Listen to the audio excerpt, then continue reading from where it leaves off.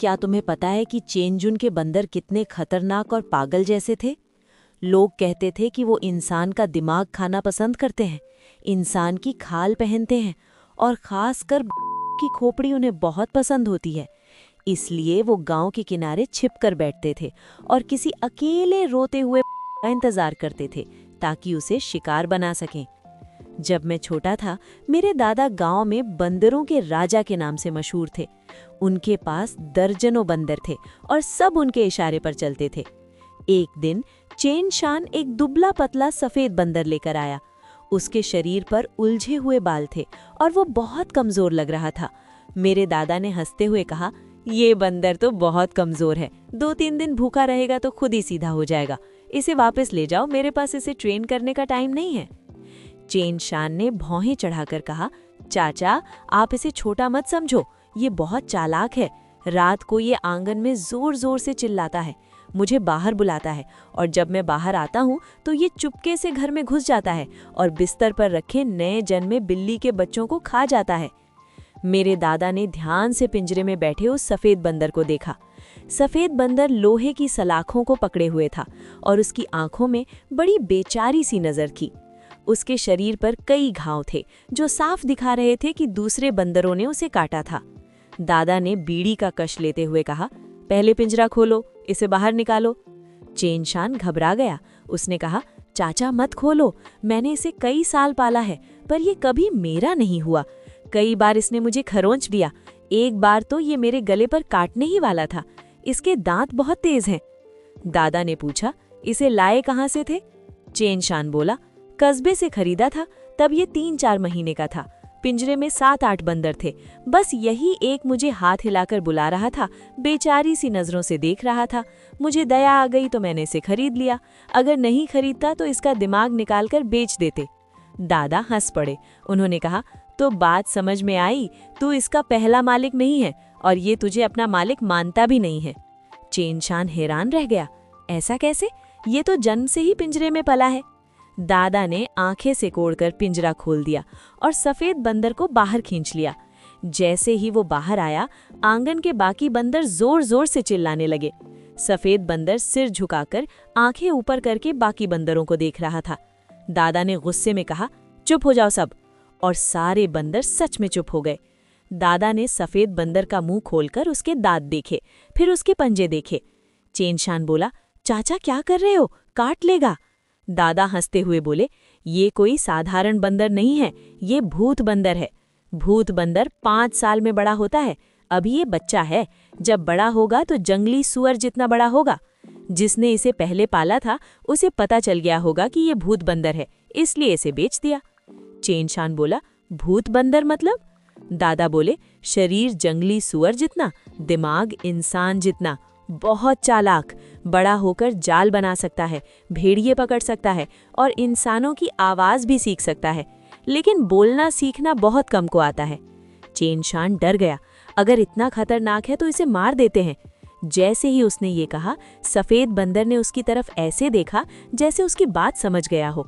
दादा बोले, मैंने जिंदगी भर बंदर पाले हैं, पहली बार भूत बंदर देखा है, मैं इसे जरूर काबू कर लूंगा, लेकिन ये आसानी से किसी को अपना मालिक नहीं मानता, पहले इसकी फितरत समझनी पड़ेगी। सफेद बंदर को सुअर के बाड़े के पास जंजीर से बांध दिया गया। उसने कोई विरोध नहीं किया। एक पल के लिए उसकी गर्दन अजीब तरह से छोटी सी हो गई, पर दादा ने ध्यान नहीं दिया। वो जंजीर को देखता रहा, फिर दादा को देखा। उसकी आंखें गोल गोल घूम रही थीं, जैसे कुछ सोच रहा हो। दादा ने कहा, अपनी ताकत दिखाओ, अगर हार गया तो तुझे मारकर दिमाग निकाल देंगे। फिर उन्होंने पिंजरे से एक बड़ा काला बंदर निकाला। वो करीब 2 मीटर लंबा, सुअर शरीर बैल जैसा, तेज दांत और पूरे झुंड का राजा। वो दहाड़ा और दादा की तरफ देखा, जैसे आदेश का इंतजार कर रहा हो। दादा ने इशारा किया। काला बंदर सफेद बंदर पर टूट पड़ा, उसे बुरी तरह काटने लगा। सफेद बंदर दर्द से चिल्लाने लगा, उसकी शरीर से खून बहने लगा। वो पेट के बल पलटकर माफी मांगने लगा। काला बंदर गर्व से दादा को देखने लगा। जब दादा चुप रहे तो उसने और जोर से काटा। लग रहा था कि वो सफेद बंदर की उंगली तोड़ देगा। तभी दादा बोले, इसे अपाहिज मत बनाओ। तब जाकर काले बंदर ने छोड़ा। सफेद बंदर पूरा खून से लथपथ था उसकी आंखों में अजीब चमक थी। उसने काले बंदर को ऐसे देखा जैसे उसे जिंदा निगल जाएगा। दादा ने गुस्से में कहा, ज्यादा नाटक मत कर, वरना इसे तुझे खा जाने दूंगा। जैसे ही दादा ने ये कहा, बड़ा काला बंदर उत्साहित हो गया। वो सफेद बंदर को देखकर लार टपकाने लगा। पहले वो बंदर खा चुका था, लेकिन दादा ने उसे कई बार पीटा था। तभी से उसने ऐसा करना छोड़ दिया था।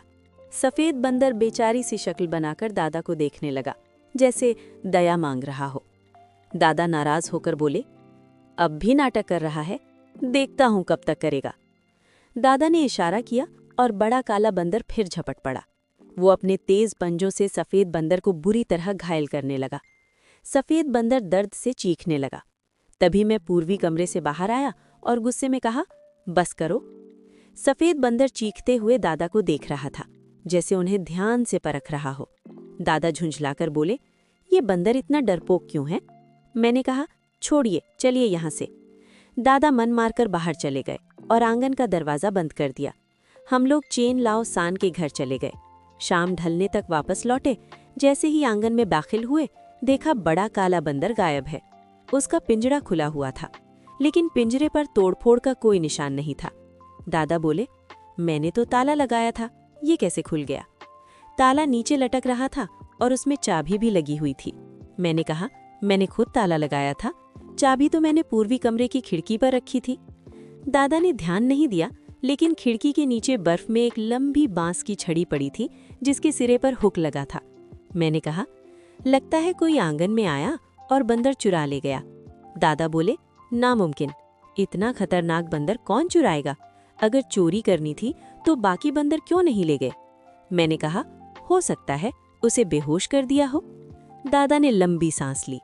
रात को मुझे आंगन से अजीब आवाज आई, जैसे कोई कुछ चबा रहा हो। मैं उठकर देखने गया, लेकिन आवाज अचानक बंद हो गई। अगली सुबह एक और बड़ा पीला बंदर भी गायब था। दादा गुस्से में चिल्लाने लगे, किसने मेरे बंदर चुराए? अगर हाथ लग गया तो बुरा हाल कर दूंगा। तभी चेन फू की पत्नी आंगन में आई। वो बोली, क्यों चाचा, सुबह सुबह इतना गुस्सा? दादी ने कहा, बंदर चले गए तो अच्छा है, कम से कम अनाज बचेगा। फिर चेन फू की पत्नी अंदर आई और धीरे से बोली, चाची, जो 2 बंदर गायब हुए हैं, उन्हें किसी ने नहीं चुराया। दादी ने पूछा, तो क्या हुआ? वो डरते हुए बोली, उन्हें सफेद बंदर ने खा लिया। दादी हैरान रह गई। उसने बताया, मैंने अपनी आंखों से देखा है। उस दिन सफेद बंदर ने चाबी से पिंजड़ा खोला, काला बंदर उसके पीछे भागा और दोनों आंगन से बाहर चले गए। शाम को सिर्फ सफेद बंदर वापस आया। उसने खुद ही अपनी गर्दन में जंजीर डाल ली, जैसे कुछ हुआ ही नहीं। दादी बोली, इतना छोटा बंदर इतने बड़े को कैसे मार सकता है? वो बोली, पहले मुझे भी यकीन नहीं था, लेकिन कल रात मैंने देखा वो केले से पीले बंदर को बहलाकर बाहर ले गया। कुछ देर बाद अकेला लौटा और उसके मुंह में खून लगा हुआ था। उसने डरते हुए कहा कि गांव के बुजुर्ग कहते हैं कि कभी कभी बड़े बंदर छोटे बंदरों को खा जाते हैं, और अगर उन्हें मांस का स्वाद लग जाए तो इंसानों पर भी हमला कर सकते हैं, खासकर छोटे बच्चों पर। दादी गुस्से में बोली, ऐसा बंदर घर में नहीं रह सकता। वो बाहर जाकर दादा को बताने लगी तो चेन फू की पत्नी ने रोक लिया। अभी मत बताइए, पहले रंगे हाथ पकड़ते हैं। चाचा को सफेद बंदर बहुत पसंद है, अभी कहेंगी तो वो नहीं मानेंगे और बंदर को शक हो जाएगा। दादी बोली, क्या बंदर इंसानों की बात समझता है? वो बोली, हाँ, बहुत समझदार है, सुन भी सकता है और बोलना भी सीख सकता है।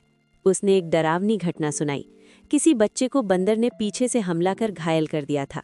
दादी ने गहरी सांस ली और कहा, ठीक है, आज रात हम नहीं सोएंगे, बंदर को रंगे हाथ पकड़ेंगे।